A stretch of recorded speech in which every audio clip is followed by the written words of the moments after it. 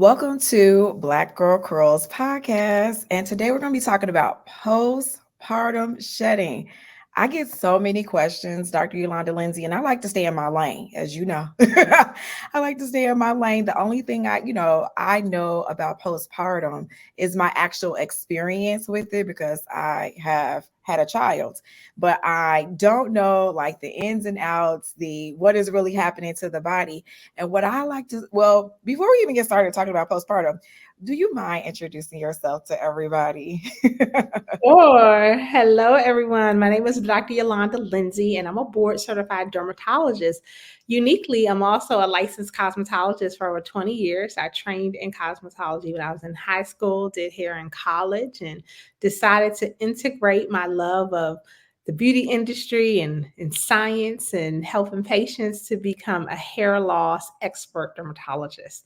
So I'm the owner of Lenzy Dermatology and Hair Loss Center, which is located in Western Massachusetts, in between Boston and Hartford, Connecticut. So happy to I be here today. love that. I love your connection between beauty, science, and hair because I don't know if I ever told this story, but I actually went to school when I went to college. I wanted to go to medical school, but I Oh, couldn't study. I wasn't a good studier. I just wasn't good at studying. And so I ended up changing my major to political science nonetheless.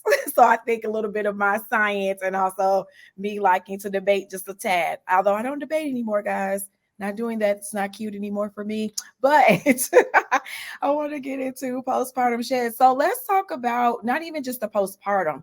What is happening to an individual's body when they are with child? Because I think that is like if we start there, we can get to the shed. exactly. So, what happens during pregnancy is our estrogen and our progesterone are elevated, and that's what maintains the pregnancy. So, in our normal life, when we're not pregnant, our estrogen, progesterone rises and falls. That's what starts the menstrual cycle, and then it all happens over again. So, when you become pregnant, the estrogen, progesterone just elevate, and that's what maintains the baby. So it allows you to not go into preterm labor. All of those, and when those levels start to fall, that triggers labor. So that's what's happening. So it's actually the estrogen and progesterone that makes the hair grow so much, not the prenatal vitamins. People always say, "Oh, it's take prenatals." No, They it's the estrogen and do. the progesterone that keep the hair in the anagen growth phase. So let's just talk a little bit about the hair This makes phases. so much sense, Dr. Lindsay. Yeah, so there are three phases of hair growth. There's the anagen phase, which can last between 2 to 6 years. So that's a big range. So Okay. people who have a 2 year anagen are people who probably describe my hair doesn't grow past a certain length. People who have a 6 year anagen are those people who grow hair beyond their bottoms. And I know that that conversation came up a lot with the new hair care line, and people was talking about different people's hair and genetics. So, there's different variations in anagen.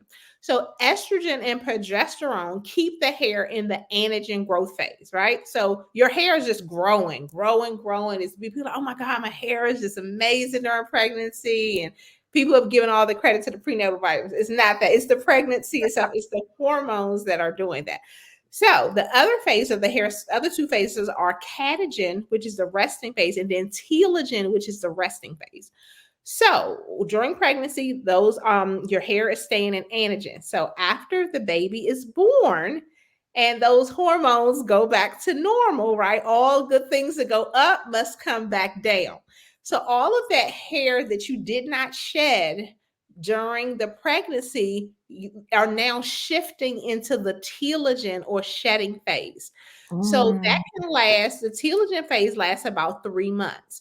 And so typically, what we see is about 90% of women can develop postpartum excessive shedding, right? And so, Mm. on average, it can last about 6 months, but it has been reported up to a year. And about Mm. 10% of the time, it can be a chronic condition, which we call chronic telogen effluvium. So, telogen effluvium is the condition that describes excessive hair shedding. There could be a number of causes. The most common cause is postpartum, but there are other things that can cause it as well, like excessive weight loss, having major surgery, going under anesthesia, major stress. All of these can cause telogen effluvium. So that's just kind of the background Yeah. of like why this happens. And so it's actually something that's quite normal.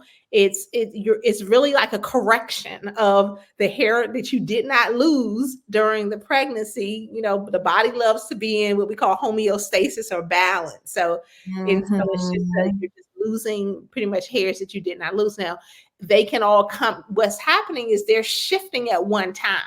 And so Okay. on average, we lose about maybe 1 to 200 strands per day on a normal, when we're not pregnant, just a normal Right. day. Right. But in that situation, like during those 9 months when your hair is not really shedding, there's a big correction that needs to happen. And so not needs to happen, but happens. Right, So right. The body and, gotta go back. The body just has to go back. has to go back, right? We can't keep elevated estrogen and progesterone for years because that will cause other problems. So I just want to make sure people understand that this is a natural process. This is a result of the hormones that our bodies are elevated just to maintain the pregnancy. And when those hormones go back to our normal levels, when we go back to having our cycle, our regular normal menstrual cycle, our hair is going to go through that shedding phase, which it did not during the pregnancy. That is so. The, I gotta go all the way back because when you said that again, those levels of estrogen and progesterone, Mm-hmm. am I saying that right? Progesterone. Progesterone, yep. Progesterone. When those levels, you said, and they're elevated, right? Yes. That elevation keeps the hair in the anagen phase, Yep. which is the growing phase. Yep. Now, I want to correlate this to this whole like growing hair thing that we see all over YouTube. I mean, if you don't have a video about growing hair fast, you ain't made a video yet because those videos get some of the highest views on YouTube, which I think is the wildest thing. But if we're not pregnant or taking something which doesn't even exist that's going to elevate the estrogen or progesterone levels, there's no way to escalate the growth of hair. You can't do that. And you what tell me this too. What would it do if we were taking something that increase those estrogen and progesterone levels beyond the time they should be progressed? I mean, elevated. And those aren't the only hormones that we're not talking outside of pregnancy. There are Yeah. other things that can Okay. lengthen the anagen growth phase. So Okay. those are the particular things that happen during that count for the pregnancy. But Got there it. are Okay. other things that can lengthen the growth phase of the hair. So like minoxidil, right? That's the Right. only FDA approved treatment for female pattern thinning that can lengthen the growth phase of the anagen cycle. And it's a number of things as well. And so, I was at an event I did this weekend. People were asking, should they take hair growth vitamins? And you answer this like, what are we treating? What's the reason why we need some type of vitamin? Because if it's just, my hair is doing fine, but I just want more, that's not. If there's an issue, then there we can correct something that may be deficient. And Yes. so the majority of people, I brought this up, the marketing people for biotin are like, they on it because all the people think that biotin, grows our hair. There is Right. absolutely no evidence that biotin helps outside of a rare condition that happens in 0.0000001% of people called inherited biotin deficiency. And this is something, Mm. if you had it, it would be diagnosed as a baby because your hair would be really brittle. It wouldn't grow. It would be something that you already knew you had. And so in those rare cases, it's supplementing with biotin is necessary because they actually have a inherited inability to absorb biotin. We get biotin in our foods. It's supplemented in cereals, a number of different things. It's in vegetables. And so yeah, so for the majority of people, 99.999% of people do not need, biotin. And actually taking mega doses of things like that can alter your lab results. It can alter your thyroid Mm. function test, your cardiac test, and can lead to some problems. So So yeah, it's not something that's It's not necessary. okay. But so let's keep it. I mean, I appreciate you like going into that, and you'll find that sometimes the conversation goes around other stuff because so many things with hair are connected to like a number of things, and it's like we do have to touch on those topics. Okay, that makes sense. So if and the body is literally during the pregnancy, it's holding on to everything besides the hair. It's all of the nails because everybody's nails are growing longer, stronger, right? Yes. It's not the prenatals that are doing that. And No. what are the prenatals doing? Because somebody's gonna say, well, what are they doing then? Oh yeah, so prenatals have some essential things that are needed for pregnancy. The big thing is folic acid. So folic Mm, acid is what prevents something called neural tube defects. So there's a condition called spina bifida where the spinal cord does not form properly, and there's like an opening, like literally at the bottom of the back towards the buttock area. And so folate deficiency has been associated with that condition. So we want to make sure pregnant women get tons of folate. And also, iron levels can be low during pregnancy as well. So we want to make sure pregnant women have plenty of iron. And iron can be a cause of hair loss outside of, postpartum period. So the hair loss is so complicated. And it that's is why I tell people so. just going on YouTube or going on the internet and trying to source all this stuff is quite challenging because it's really complicated. And so people get one part of the story and say, oh, I read iron. Let me go out and get some iron. And iron is not It's the issue not. for you. And excessive iron use can cause problem, cause major constipation. So yeah, It's so like it's like please don't do anything that's going to contribute to something else because even when we take a thing, I actually had to take additional iron when I was pregnant. So I was taking prenatals iron and I was eating crazy amounts of red meat. Like I craved red meat. I ate it probably 3 to 5 no 5 to 6 days a week. One of my meals was some type of steak, burger, skirt steak, whatever. But we don't want to be taking things that we think are impacting something that we want it to impact. Because what we can't tell the supplements to do, we can't tell them what to do. Like we can't be like, okay, supplement, when I take you, this is specifically for my hair growth. No, it doesn't work like that. The body is going to do whatever it's going to do when it takes that supplement in the digestion process that happens with it goes through your bloodstream. I know a little bit because I was very much into science, so I understand like excuse me, once it goes in and how your blood cells because your white blood cells are also a part of your digestion, believe it or not. Like it plays a part, but you can't tell all the like you can't do any choreography. You can't be the band director inside your body when you take those pills. right. So Mm-hmm. that's like that is the wildest thing. So now that we know that the what happens that the anagen phase is extended and that is the growing phase, which is why now you have all of this because everybody's always talking about like, oh, my hair was just so thick and so luscious and so long, and then y'all, the baby is born and there's this period where after the baby because I already knew about the hair loss when I had my child, but there are a lot of people that are legit like surprised, like my hair came out. So I was like, where are your friends? Like, I feel like that was one of the top 5 things my friends told me when I had when I was pregnant, like, oh yeah, you're gonna lose all that pretty hair you got right now. Oh, that's gonna be gone. That was like, and it was like they couldn't wait to tell me that part of anything out of the whole process, right? But I'm so surprised how many people are so shocked that this hair comes out. So we're basically shedding all of the hair that we didn't shed the entire pregnancy. Mm-hmm. Yeah.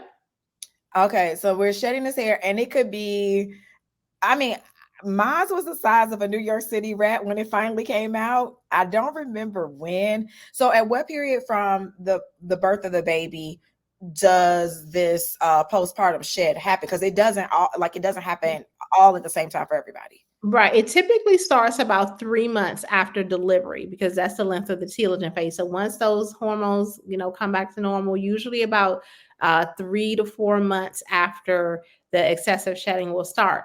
And just to highlight what you said, I just read so I always like to, when I'm doing a talk, just look up the new data that may have come out on a particular topic.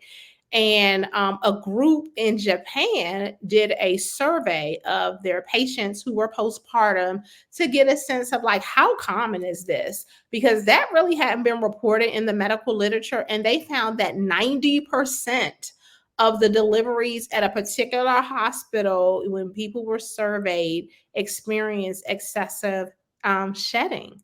And so, yeah, so it's just to let people know that it's more common. Most people have friends and family members who tell them, but for those who don't, it's extremely common and actually very normal. Very normal, right? I think you know what it is too, and this goes back to a conversation I had like a few weeks ago with the psychotherapist. We have now seen ourselves, and our brain has seen that we had all of this hair. And to go from this period where you have all of this hair, the hair you never had before, because it's never been like this, like at any period in your life, except for when you're a child, and you don't even remember that, right? Only thing everybody remembers is it was down their back. Everybody's story, okay? And so what you are seeing now is like you had this hair, now you have this human baby, right? And then between the time you had the hair, had the baby, now you don't have the beautiful hair you used to have, and it's a big shock. Because I mean, granted, at that third trimester, fourth trimester can be very not complicated, but challenging for people. Just at the end of the pregnancy, you're like, okay, we could just be done with this. Like, what's up? When is it coming? And then there's like after you have the baby and your whole life shifts. And so with that shift comes a shift of not paying attention to yourself. Like you're not really doing your hair.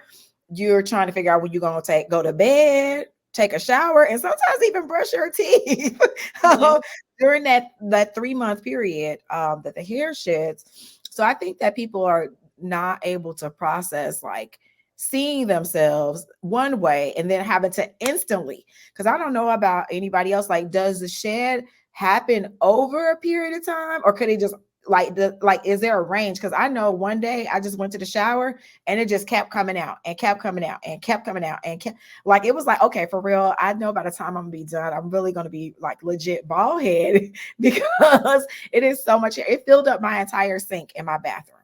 That's how much hair I pulled out. Yeah. And just as a consolation, I always tell patients is all of your hair is not going to come out. It's not possible for it all to come out. Why? Because the majority of your hairs are still in anagen, right? So remember, 90% of the hairs at a given time are in anagen, right? So during this excessive shedding, you're going to shift from about 10% being in the shedding phase to about 30%, right? So you're shedding 30% now instead of the normal 10%. But 70% of your hairs are still in anagen.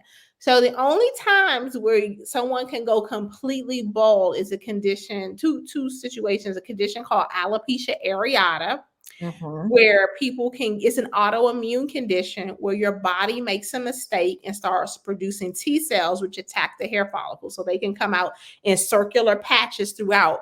But 10% of the time, it can take all the hair out. We call that alopecia areata totalis, or universalis when they lose the eyebrows, the eyelashes, and everything. So in that situation, it wipes out the anagen hairs too.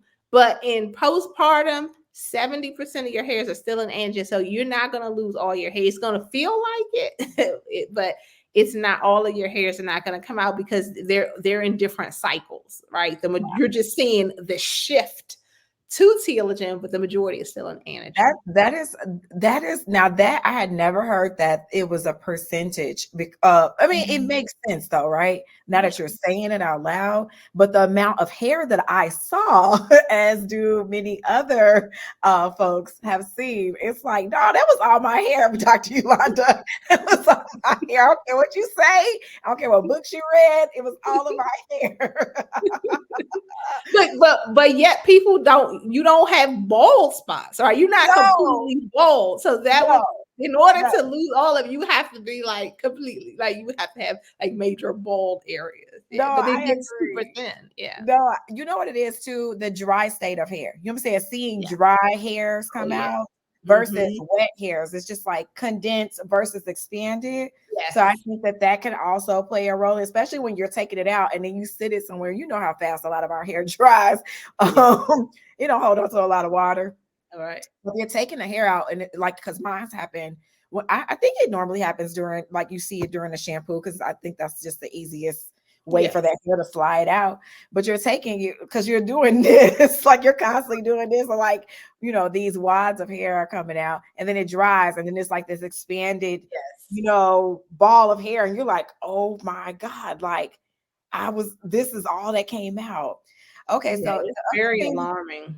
it is because it's an experience. Even if someone told you ahead of time, you're still not going to, and I can't really, I'm not allowed to have that kind of experience because everybody looks at me like, oh, you got a whole bunch of hair. So I'm not even allowed to, like, verbally out loud have this Right. experience with the shed, because it's like, nah, but you still got all your hair, when really, if I looked all over, because I thought I took a picture of it, because I was shocked. I had never seen, anything like this before, that it filled up the entire sink. I was like, this just is unreal. Like, how, like, all this hair that came out.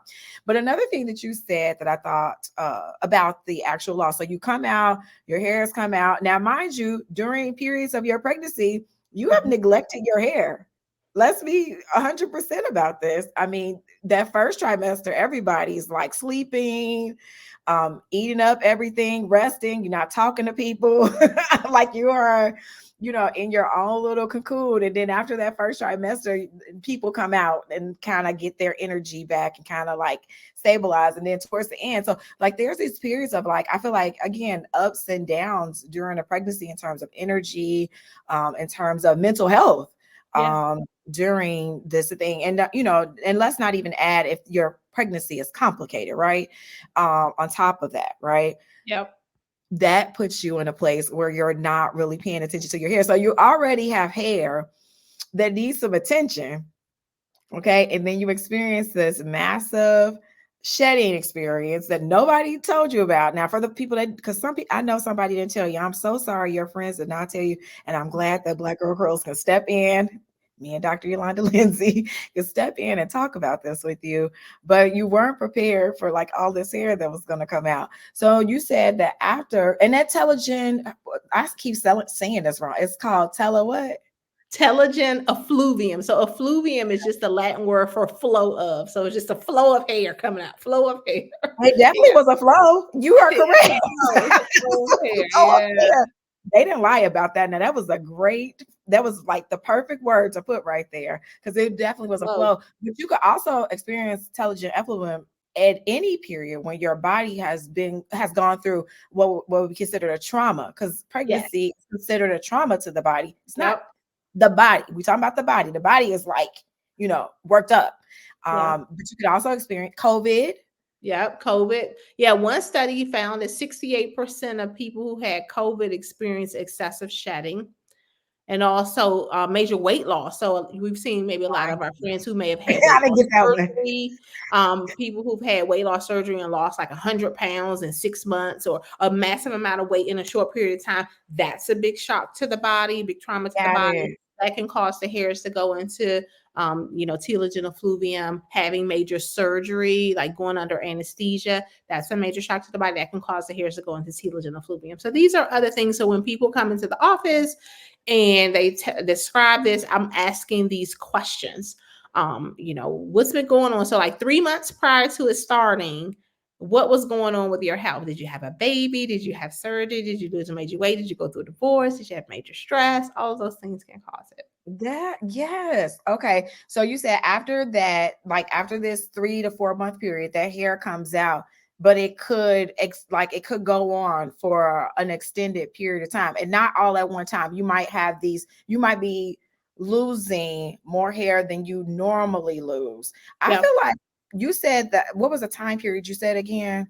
Typically, it lasts about 6 to 9 months. So it kind of there's a peak, it goes up, then it slowly comes down. So you're just, that peak is Mm. the 30, but then it's gonna still come down. So when people come into the office, we do a little test called a pull test, which we use to see if someone is shedding more hair than the normal 10% amount.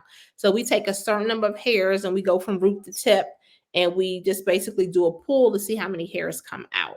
And Interesting. that lets us know where you are in the, are you at the peak or are you on the recovery line? Because some patients are like, oh yeah, it's getting better a little bit, but it's still coming out more. And so we can kind of reassure them that, yeah, you're in like the recovery part of the graph, but it's Tapering going to off. still be, some months before it's completely back to normal. Interesting, because I also heard, and tell me if this is wrong, because I've been seeing this too, that after pregnancy, like it takes the body up to 5 years to recover like itself. Is that like, is I there don't know with the some? hair, it takes that necessarily that long. I'm not sure with some of the other functions. I mean, Yeah. typically by a year, a lot of people are good. But in that particular study that I just mentioned, one of the factors that led to prolonged shedding was how long you nurse or breastfeed. So people who breastfeed long, which Mm. makes sense because your hormone levels are different if you're still breastfeeding than if you say stop breastfeeding and went to which is recommended. But the longer the breastfeeding happens, then that could be the longer, the shredding drawn out longer. So that's a That factor. Okay, you just cleared up something for me that makes so much sense because I nursed for 21 months. Okay, yeah. So then, and I afterwards, so if my son, that was 2, around 4 is when the shedding stopped. Yeah. Like, cause I was shedding a lot of like I shed a lot of hair normally, but I mean the amount of shedding I would see, like the water hair, and I used to be like, this is how much, and it would fill the brush. If you Mhm. guys are familiar with the Felicia Leatherwood brush, it would be like that much hair like sitting in the bottom of the brush that I would literally pull out. We could have made a baby wig from what Barbie could have had a whole new hairdo with whatever I pulled out. And so what you're saying then is that so add the nursing on top of it, you don't even really get to taper because your body is still doing this Yeah. Did upward thing. yours start when did your shedding start when you stopped nursing, or was it still happening when you were still nursing? It was still happening past nursing. No, no, no, um but what I'm saying, when you were nursing, had yeah, you started shedding yet? I shed it. Yeah, oh, you're asking in between, like when I had the baby in Yeah. that 3 month period. So when you said 3 months, I was like, no, it happened sooner than that. I feel like it happened like literally within 8 weeks.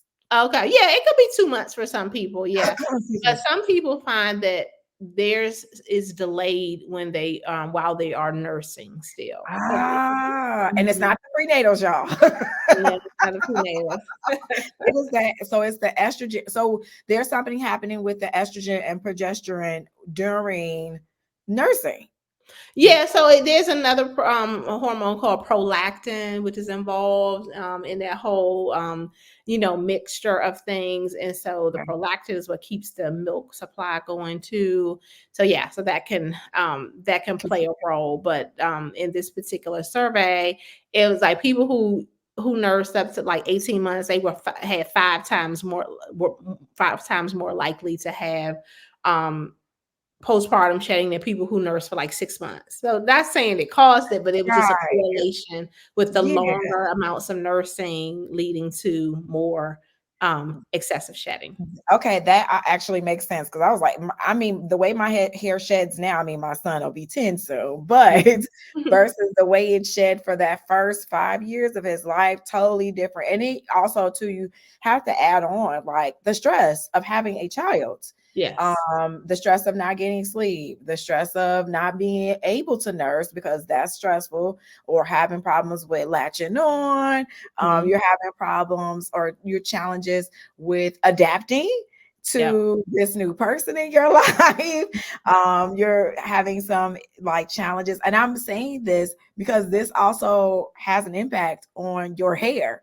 Yeah. These life things, because when you're experiencing like this feeling of like what happened to your old life, you know what I mean? Like you were like, I used to be able to, you're having these emotions and things again triggering your body, also then trigger your hair. So your body is just mentally, physically, and on a, you know, inter level, just going through all of these things until, you know, things balance out.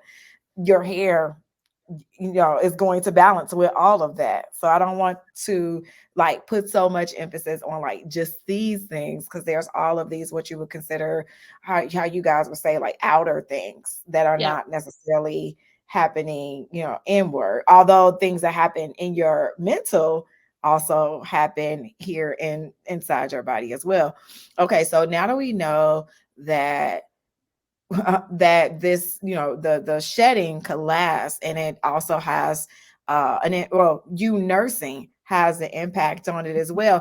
Can you speak to this? Because I know there's like there's the shedding, and then there's the people who lose their edges kind of a situation too. Like that is a big topic that Yeah. comes up a lot. Like, you know, you can't, you have no control over where the hair is coming from, like where it decides to just fall on out. Yeah. For the majority of the people, it's described as a diffuse shedding, meaning it's happening all throughout. I think what happens with the edges is that they're very delicate. A lot of people probably have some pre-existing trauma to the edges and probably have some mild undiagnosed traction alopecia, which is another Mhm. form of hair loss that can happen where there is damage at the follicle level from excessive tension on the follicles, maybe braids, weaves, locks, things like that. And so once you shed the hair, you can see the edges like more readily. And so we talk about this phenomenon where you can have excessive shedding and it unmasks another form of hair loss that probably was already there, but Mm. you don't see it as much. But some people just describe they feel like it's just coming out at the edges, but it's still all telogen effluvium postpartum, hair loss. That is okay. You definitely put a lot of context to things that that we experience in a way that, like, again, there's never a lot of literature, I feel like, even from a magazine standpoint, that just says all of the things that go together, like, oh, okay, now this makes sense, this is what I'm actually experiencing. So what do you suggest? Because again, I've seen a lot of suggestions about, like, if you experience this postpartum hair loss, people immediately are like, take more prenatal vitamins. Like, what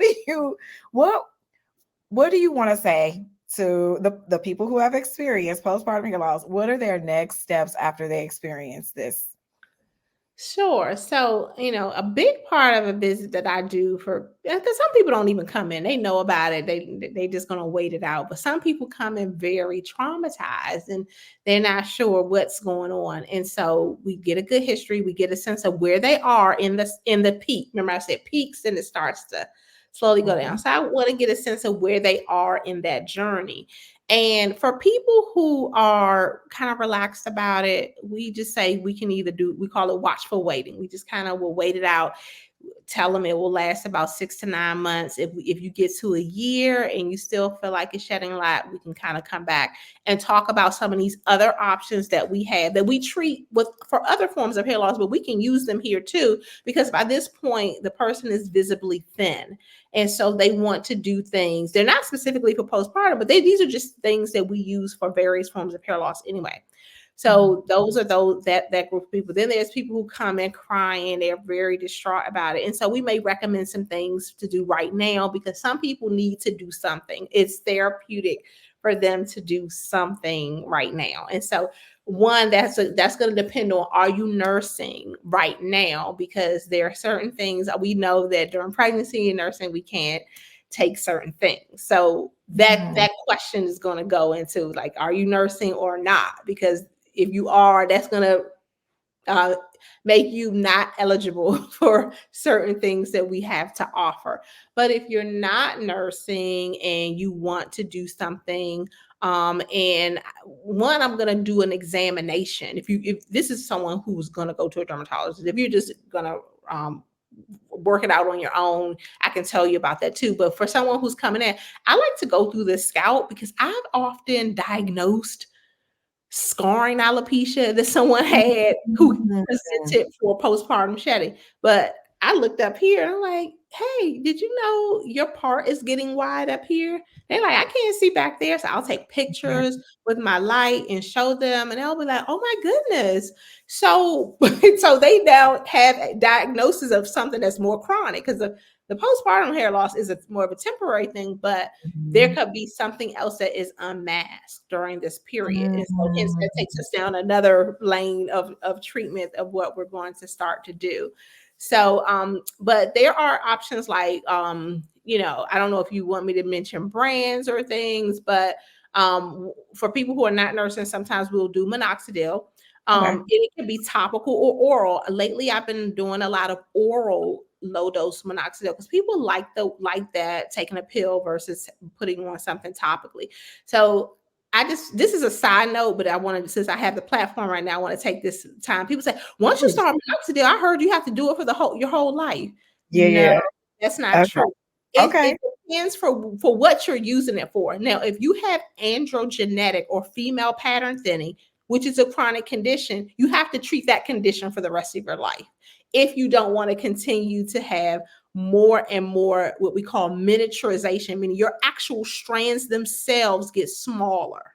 So they get smaller Mm. and smaller and smaller to the point that they're microscopic and they're no longer a terminal hair. Terminal hair are the hairs we can see. Vellus hairs are those little hairs we can, Yeah. little hairs we grow on the Yeah. face. The ones that are skin color, not like the other Yeah. things that can happen. Yeah, yeah, yeah, But yeah. the hairs can become like that, those vellus hairs. So we want to convert those vellus hairs back to terminal hairs that we can see. So Mm. for that, you're going to have to use something for the rest of your life if you want to treat. Because patients always asking, doctor, do I have to do this for the rest of my life? No. If you want to grow the hair, you need to do something, but you can let it go through. They're like, no, I don't want to do that. So Right. it's just helping. A big part of this is education around what do Absolutely. you have? Like, what do you actually have? What do you need? Because what do you need? Because that's the big thing. And I'm often in a lot of online spaces and people are talking about this and that and the third, and they don't even know the diagnosis of what they have. And so if you allow me, this is why I wrote this book, Getting to the Root, right?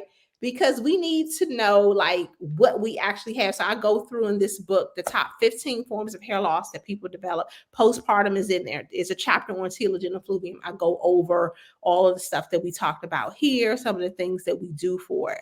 So, but they could be other forms of hair loss as well. So I have many tools in my toolbox that I pull out for different things because they could be two or three different things going on.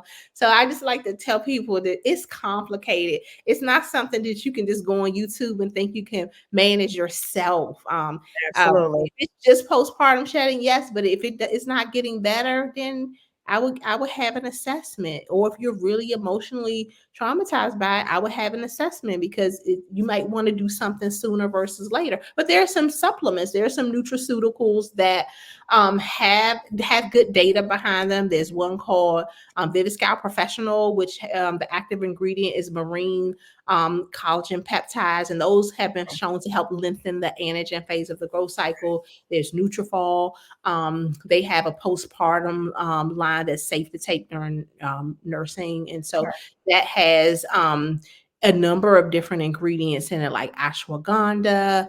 It has the postpartum has things in it is different from the like normal ones that I Okay. use for like people who experience like androgenetic hair loss or scarring alopecia. Yeah. But but I don't generally recommend people going out trying things on their own. Why? Because I think you need to get to the root. You need to get to the Absolutely. root and know what you actually have, because we could sometimes waste precious time treating one thing. Well, yeah, you have postpartum shedding, but you also have undiagnosed CCCA, which is a scarring form of alopecia. So you just spent 6 months using X when you actually need a prescription. You Mm. have an inflammatory condition that's killing your follicles that we need to get addressed. So that's why I just like to always share on Nope. platforms like this. It's complicated, and It there are is. people who went to school for many, many, many years to help you figure this Lots out. of And you years. have to try to do it on your Lots own of years. because I have challenging cases myself sometimes. And so, yeah, I have a lot of respect for hair loss because it's a lot. Uh, It's a lot. and mentally it's a lot. Like Mhm. I've worked with clients who have experienced different forms of hair loss, and a lot of it, like there's the part of the hair loss, the actual hair loss itself, and then there's the mental portion of the hair loss.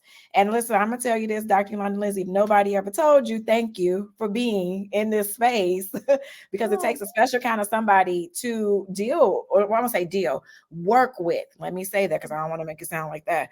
no. It takes a very special person to work in this space. So I want y'all to know Dr. Yolanda takes y'all's hair loss very seriously. Okay. Did you see? She said root. Now get to it. We're not playing around with Get to the this point. at Mhm. all, because when you have something going on with hair, like we make it over here, we're just making it pretty. We are here to make your hair pretty. If something is going on with your scalp, I'm out the chat and I'm directing you to people like Dr. Yolanda, because if, like she said, if you are experiencing this one thing and then there's this other thing that actually is more of a priority than postpartum, and we get to treat that, then we can save you time, money, and most importantly, follicles. Because Yeah. once those follicles are gone, there is nothing that anybody on YouTube can sell you on or on TikTok to bring any of it back. It is gone. Like it's just over with. Like I hate to say it like that, but it's out of our hands at that point. Like nothing can be done. And so knowing that. So okay, I want to add to like in terms of like what to do next. I would say go get your hair done. Like go see somebody professionally, get the rooted to the tutor, just start fresh, because yes, your hair is going to be in a state after you've given birth to a baby, on top of the fact, like, people do their they do their birthing braids. I know I had a twist, or I twisted my hair before I went to the hospital. Like, I don't know, for whatever reason, it was like I need to twist my hair, and I did. I wore those twists for 8 weeks before I washed my hair again. Like it was 8 weeks.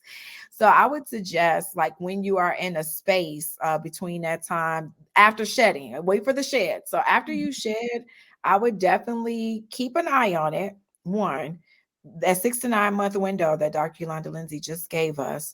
And then I would go get my hair done, like get some and a loose. We're talking about something loose and Yeah. out. Yeah. Something loose and out. We're talking wash and goes. We're talking natural. We're talking wash and goes. We're talking twist outs, braid outs. Even a silk press would be fine, but Mhm. something that allows your hair to be loose. Nothing with a lot of tension, because that would. I feel like you doing some type of braid or crochet, you're going to have all this hair that comes out, and then you got more hair coming out with it, and it's going to cause mass hysteria, I feel like. So I would like to limit the hysteria, right? To limit, or as in the medical field, they would like to say the control, to Yeah. control like Mhm. what is going on. If we do the least, it's very easy to pinpoint, is it the postpartum, or are you experiencing something that some inflammation in your body that is causing this additional hair loss? It'll make it much easier for you, and much easier for the doctor that you partner with, to really like narrow down what's going on. Because a lot of we have to be honest, like when we're working with doctors, it's like, okay, we try this thing, I did this before, we're gonna check back, we're gonna circle back and see how it's going, and if we need to make adjustments to the treatment plan. I like to say that because I feel like dermatology is one of the more watch and see Yeah. spaces. Mhm. And people are very impatient with the process. And I just want y'all to be more patient with the derms, but really with your skin. Because I think in y'all's field, they say skin is just stubborn. Is that a thing that's said in your community? Yeah, I mean, people have unrealistic expectations around how long something takes. So the telogen phase is 3 months. So we're gonna give when we try a new treatment, we're gonna give the hair is gonna cycle around. We're gonna give it at least 3 months to see if something works. So I'll have people come in and say, "Oh, I used the cream that you gave me for my acne for a month and it didn't work." Yeah, I actually don't even expect it to work in a month because we need the study in the studies that was done to get it FDA approved. It took 16 weeks, which is 4 months. So we need Mm, to keep going. Or with the a hair, quarter. oh yeah, I used minoxidil for about 6 weeks and it didn't work. Oh well, yeah, actually, it needs about 3 to 6 months to work. So we actually need to use that long. So that a part of is level setting is knowing how long should we expect something to take. All right, we need to know that, and we have studied these things, and many of these things are FDA approved. And so, as a part of the FDA approval process, studies had to be done. That's part of the study process. We need to know how long did it take to reach the clinical endpoint. Was it 2 months, 6 months, a year? So if we have not met that yet, we can't say that the treatment didn't work because we haven't met the criteria to actually judge it yet. So Okay, and nobody, I've never heard a doctor say, "Hey, like the actual trial for this took this amount of time. We're gonna have to give it that same amount of time," which makes sense. I don't know anything that you can do in any part of life where you just like do this thing and then it happened in 30 days. Like it's a quarter. Like I'm all about give it a quarter, like give it a whole quarter. What did it look like at the beginning? What did it look like at the end of quarter? But for sure, when it comes to medical things, of course, you got to go back to the study and see what I never heard that before. Like it's like an actual time frame. I didn't know yeah, that. and that's why But I get really trouble when I see on social media people selling various different oils, and they'll be like, "This was 2 weeks results." I'm like, how?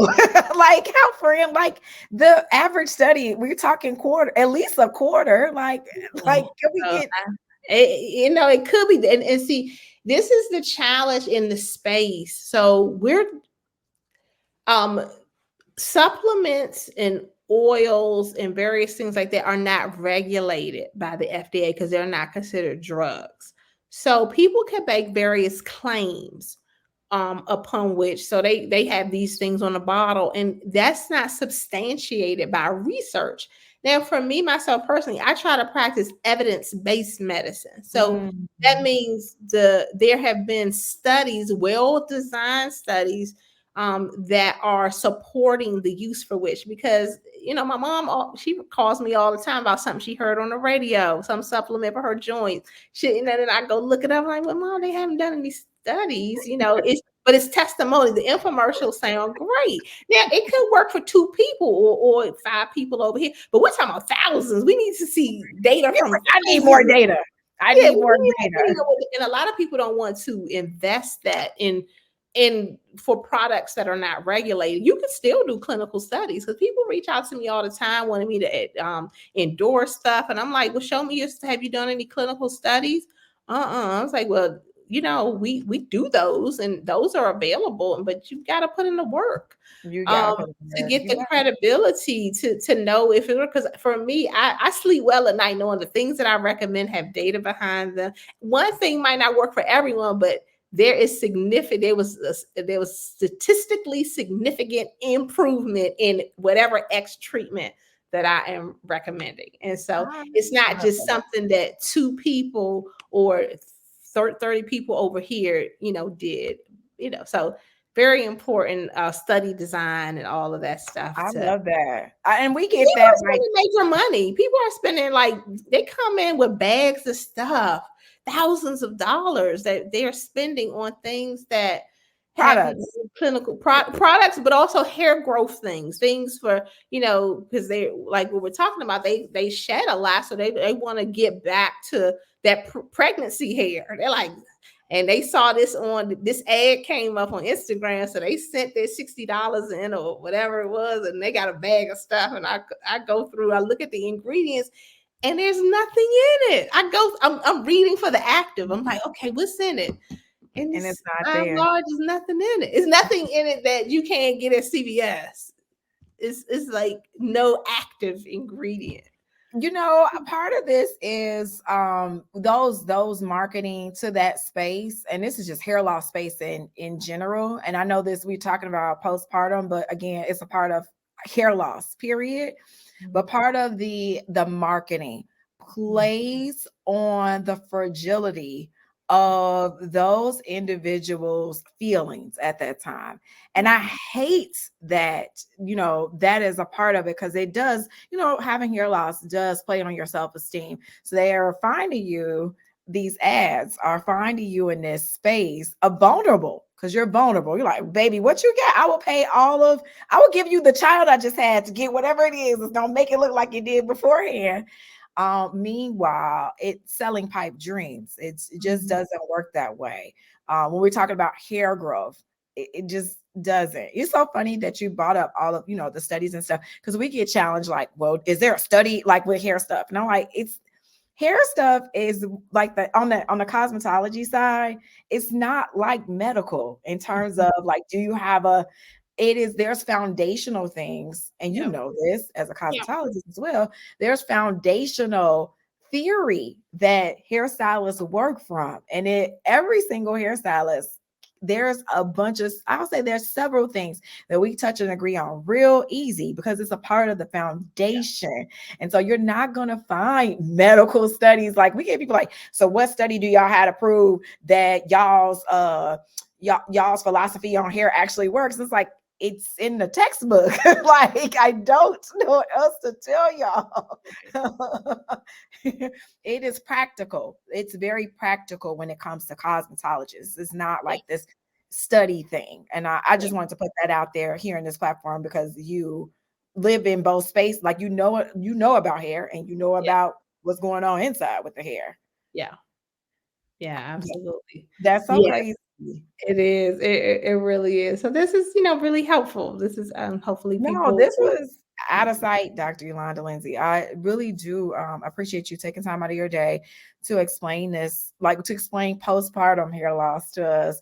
And I know there is, when we talk about postpartum alopecia, and alopecia in general has over 25 forms. There's over 25 forms of alopecia. Like, there's all these different hair loss things that people are experiencing. So again, I think if anything you guys learned from this entire conversation was to, one, if you're still experiencing postpartum shed 6 to 9 months after you have delivered your child, go see a board certified dermatologist, or even your PCP. Start there. Yep. Please don't buy anything that is plaguing on your vulnerability with your hair loss. Don't buy nothing. Save that money. Use that to go see a derm. Seriously. Because y'all be like, oh, it costs too much. But you just spent $295 on products that are not working. So go see a derm to find out where you are, and if there is no other looming inflammation that is occurring. Exactly. I would also add too, like I said, go see it. Go get a new mommy makeover. Get a bob. Go get a bob. Let's start over with the hair that we have now. I always say to clients, meet your hair where it is today. So where it is today, take that hair today, take it to a hair salon, and then from there, because I think too, when you lose your baseline. It's like you're off center. Your hair came out. Now you're like, what's going on? Like, you're discombobulated. And I feel like seeing a hairstylist, or going to get your hair done, will put you back at a baseline for you to go from, if there is indeed some issues happening with your hair. Because if you get a new haircut, like, go get your new bob, and then your bob starts growing at 69 months, you're like, oh, okay, I was really tripping. Like, I just had this experience with the postpartum alopecia. It wasn't anything other than that. Or I'm still experiencing some things. Let me go see somebody immediately. What is the because everybody not gonna be able to get to you, Dr. Yolanda Lenzy. You all the way up, you all the way northeast, okay?